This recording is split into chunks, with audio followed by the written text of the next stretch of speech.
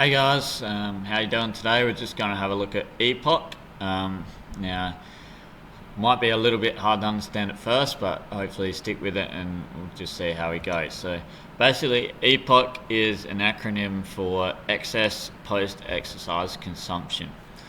So what we're actually talking about is, so exercise post-oxygen consumption is the phase after exercise is completed, in which oxygen consumption stays above resting levels. So once we go for a run or a jog or something like that, and as soon as we finish jogging, our body doesn't automatically revert to the same sort of oxygen levels that we had before the jog. The jog. It takes a while for those oxygen levels to drop down back to resting levels. So Epoc occurs just in order to remove byproducts of exercise and replenish fuel stores in the body. So if you have a good think about it, in order to remove those byproducts, we need oxygen, and in order to replenish fuel stores in the body, we need oxygen. So keeping that oxygen higher after exercise is going to help us. So if you just think of it in this way, when you drive a car, so say we drove a car from here to Adelaide. When we got to Adelaide and we stopped and we parked it, that car isn't automatically, instantly going to cool down. It's going to take a while to cool down, and that's the same as the body. We don't instantly revert back to our original state as soon as we finish. It takes a little while for us to do that.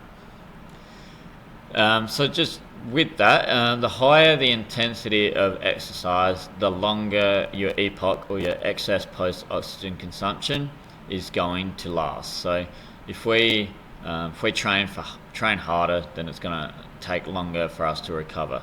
So for example, 30 minutes of high intensity is going to have a longer EPOC than 30 minutes of low intensity. Now we're just going to take a quick look at this graph here. So what it's showing is, so you've got your exercise time down the bottom here and oxygen consumption up top. So as you start to exercise, obviously you start to consume more oxygen to a point of time where it's going to taper off, and that's the steady state, and that we'll talk about a bit later.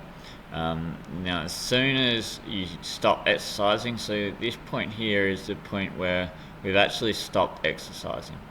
Now you can see that we're still actually consuming more oxygen here than we are at rest. So down here is our resting oxygen, which is about a little bit, but we're actually consuming more, and it takes a little bit of time in order for our oxygen consumption to come back down, and that is your EPOC part.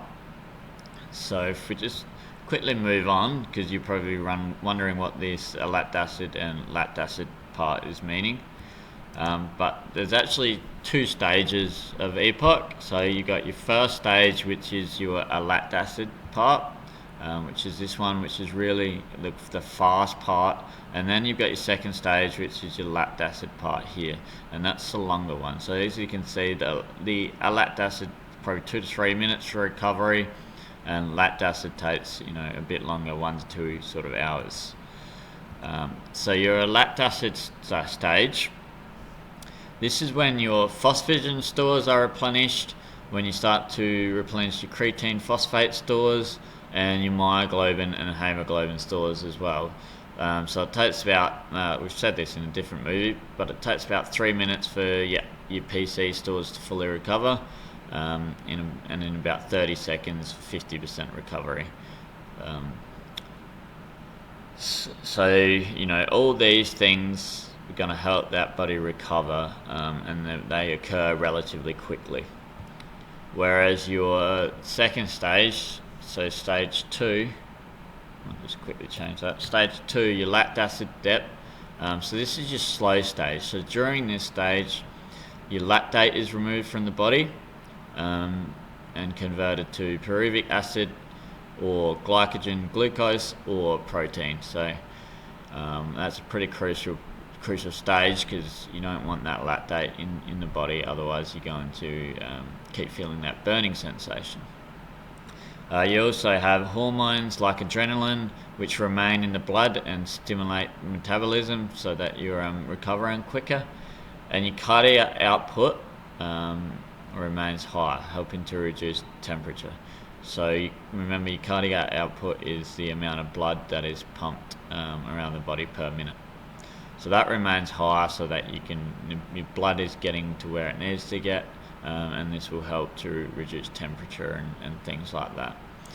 So just really the main key points to remember is, your EPOC is excess post-oxygen consumption, and it's basically just describing that point in time that you've finished exercise, and it's that point where you finish, and it's describing how oxygen remains high and slowly, gradually declines. You don't just finish and instantly go back to your original levels. So that's what EPOC is, and obviously just take note of the stage 1. This is what's happening in the stage 1, and it's relatively quick, and stage 2 were these other things, which is relatively slow.